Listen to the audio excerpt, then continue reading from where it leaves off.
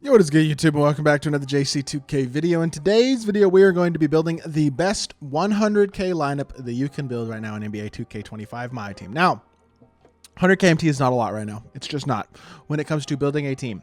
I think we've put together a pretty solid starting lineup. The bench is a bit of a... It's rough, I'm not going to lie. This is the best I could do, though, to be completely honest, with 100K MT right now, and I think realistically, if you have 100K MT, your best bet is just to build a starting lineup. Get a few budget cards, get a good couple cards, and then start grinding the game, trying to get some more MT so you can make a team. Also, there are a lot of good free reward cards that are involved in this list. Like, my recommendation to anybody starting my team now is to start in Domination, just because you'll make a lot of MT from it, and you get a couple of good cards.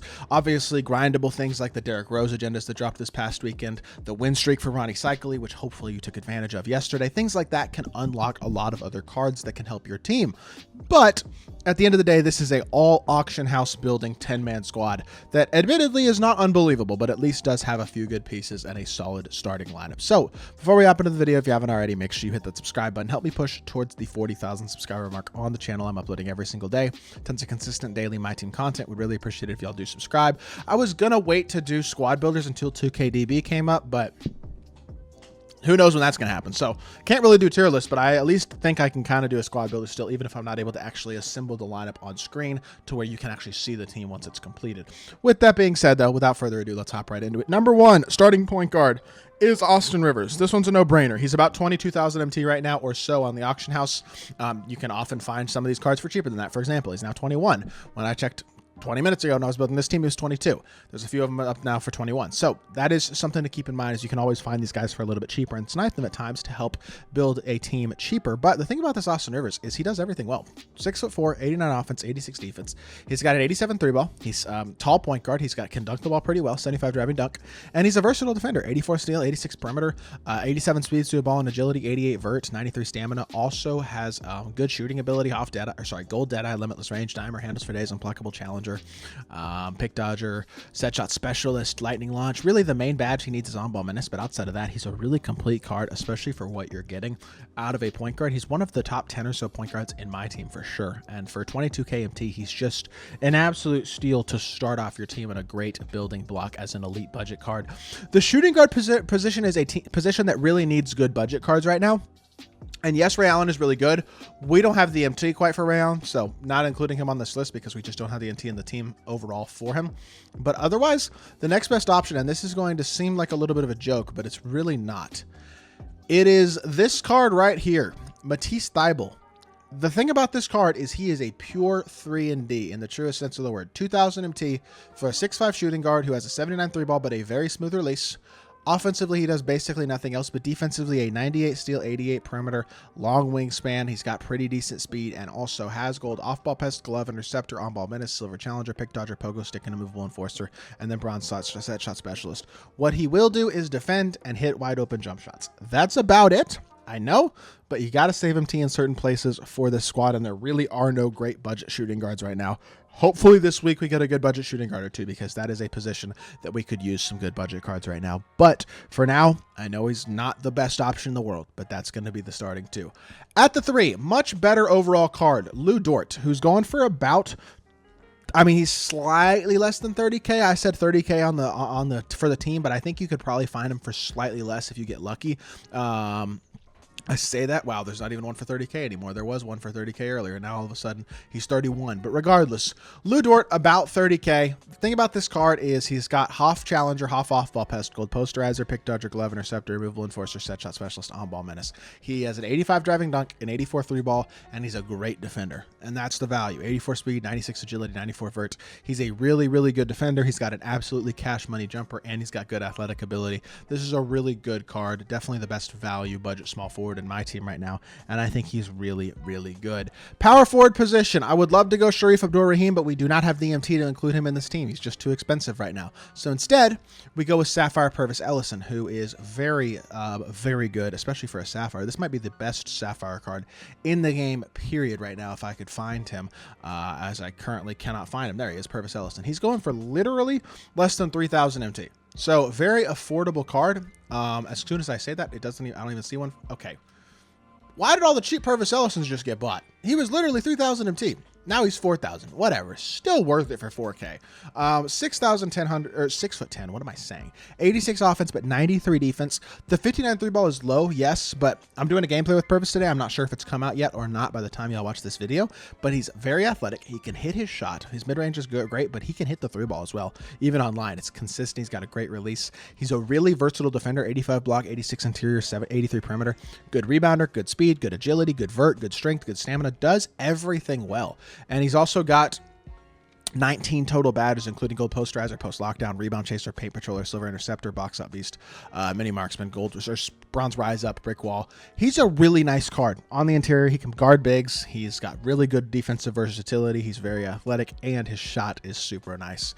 I really like this card for right around 3,000 or 4,000 MT. Next is Amethyst Anthony Davis. Not the Gems of the Game one. That card is too expensive, but the regular Amethyst AD, who is going for about 24,000 MT right now. And the thing about Amethyst AD is, I mean, he got a lot of silver badges. 17 silvers include Rise Up, Post Lockdown, Pogo Stick, Box Out Base, Rebound Chaser, Brick Wall, Immovable Enforcer, Strong Handle, Paint Patroller, High Flying Denier, Bronze Dimer, Set Shot Specialist. And the thing about him also, he can shoot pretty well. 64 three ball is low, but the release is smooth and easy to green. 79 driving dunk, not too bad. 81 standing dunk, not too bad. Defensively, 85 interior, decent defensive rebounder, 72 speed. This card, I mean, he's Anthony Davis. He's got a good jump shot release. He's got a 78 vert, 83 strength. For a center, he's really solid right now. Another good option would be Amethyst Pau Gasol as well, but I think Pau is probably going for a little bit more expensive. He's also a little bit slower, so not a terrible option either if you wanted to look at Pau Gasol instead, but those are kind of the guys that I'd be looking for at the center position. The problem with Pau is, again, that he's a bit more expensive, somewhere around 30,000+ MT, so he doesn't really fit the budget for this squad. So I think AD at about 23, 24K MT is a definite good deal. John Starks is going to be the backup point guard. Like I said, the bench is rough. It just is. And while this Starks is a great salary cap card, he's not a card I would want to take into Showdown because he's about 4,000 MT. Oh, wow. I put him down as 4K. All of a sudden, there's ones up for 1.7. Again, the auction house is constantly changing. You can find these cards for cheaper. But he can hit an open three. He can dunk the ball. He's 6'5" at point guard. And he's not the worst defender in the world. He's got decent-ish speed. He's not a great card, I get it, but he can do a couple things well. His release is nice. He's a solid enough defender. Again, I said the bench is pretty poverty. This is not a great team. This is more of a salary cap team than anything else. If with this team, I'd recommend just grinding salary cap, breakout, domination, that type of stuff so that you can actually get MT. Like I said at the beginning of the video, this is not a team that I'd recommend going into Showdown with or anything like that, but it is a decent starter team if you just got the game and want to put together enough of a team. And John Starks, the backup point guard, will give you enough, at least for right now. Next, we have another Sapphire from the Barbecue Bucket set at the small forward position, or sorry, shooting guard position, and that is going to be Kendall Gill, if I can ever find him. I cannot currently find him. Am I blind?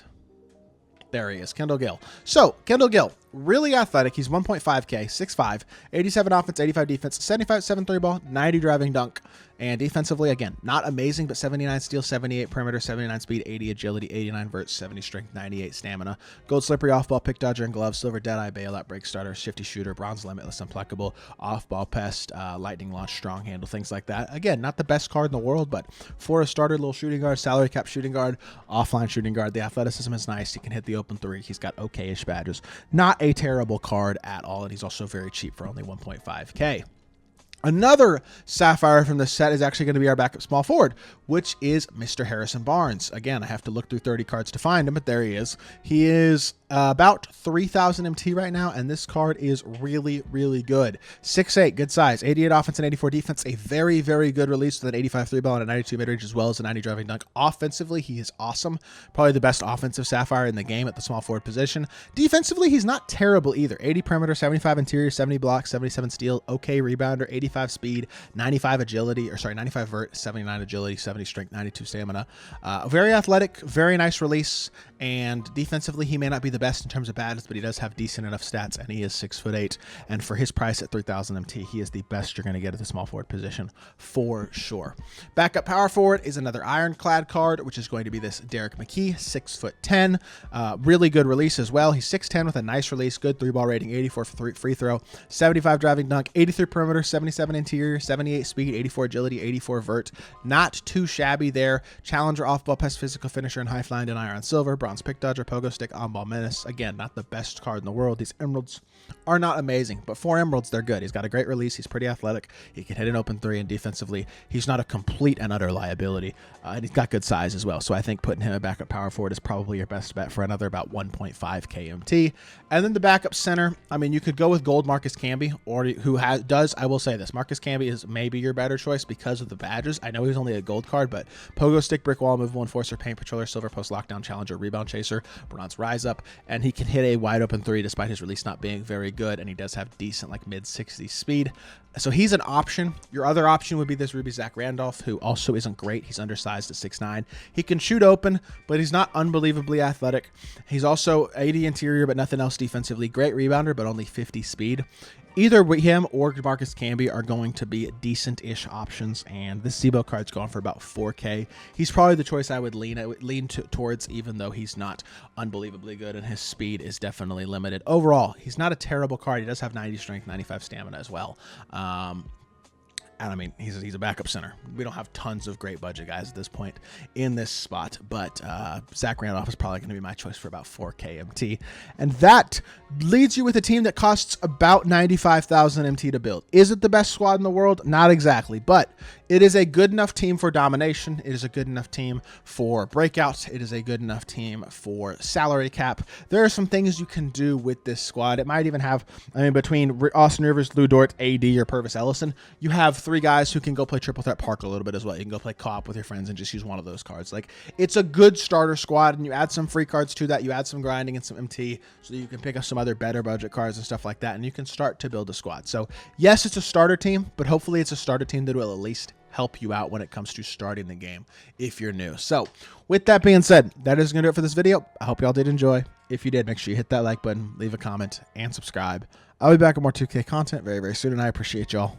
Peace.